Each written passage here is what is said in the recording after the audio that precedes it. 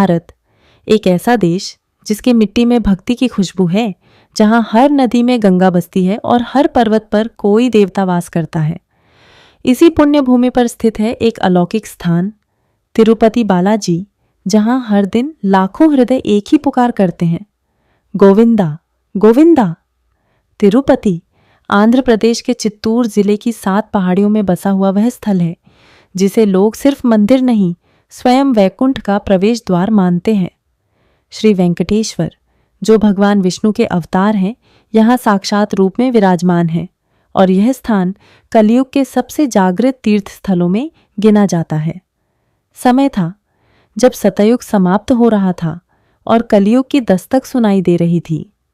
धरती पर अधर्म का भार बढ़ रहा था, राक्षसों की काली छाया फैल रही थी और साधु संत भी असहाय लगने लगे थे।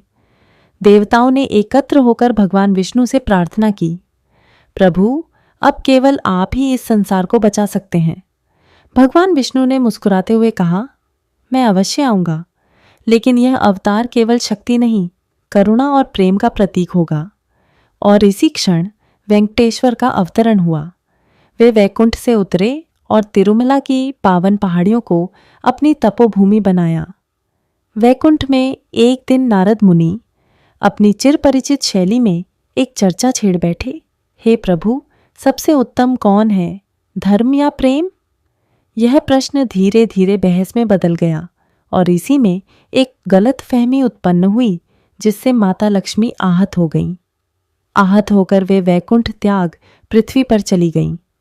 भगवान विष्णु, जिन्होंने कभी अपनी लक्ष्मी को अकेला नहीं छोड़ा था, अब मानव रूप में वेंकटाद्रि पर्वत पर तप करने लगे, प्रेम की खोज में, तप की राह पर। धरती पर माता लक्ष्मी ने पद्मावती नामक राजकुमारी के रूप में जन्म लिया। वह इतनी सुंदर, कोमल और तेजस्वी थीं कि जिसने भी उन्हें देखा उसने नतमस्तक होकर कहा, यह कोई साधारण नारी नहीं, साक्षात देवी हैं। वेंकटेश्वर और पद्मावती का मिलन ऐसा था जैसे 2 आत्माएं पुनः एक हो रही हों। यह विवाह केवल एक आयोजन नहीं था, यह प्रेम, पुनर्मिलन और धर्म की पुनर्स्थापना का उत्सव था। जब विवाह की बात आई तो प्रभु ने ब्रह्मा, शिव, कुबेर और अन्य देवताओं से रण लिया। वे बोले, मैं इस विवाह को ऐसा बनाना चाहता हूं जिसे देख कलयुग भी शर्मा जाए। स्वर्ण रथ, रत्न जड़ित वस्त्र, आकाश से बरसते फूल और देवताओं की उपस्थिति, यह विवाह ऐसा था कि स्वयं इंद्रदेव ने भी नयन झुका दिए। लेकिन यह रण प्रतीक था।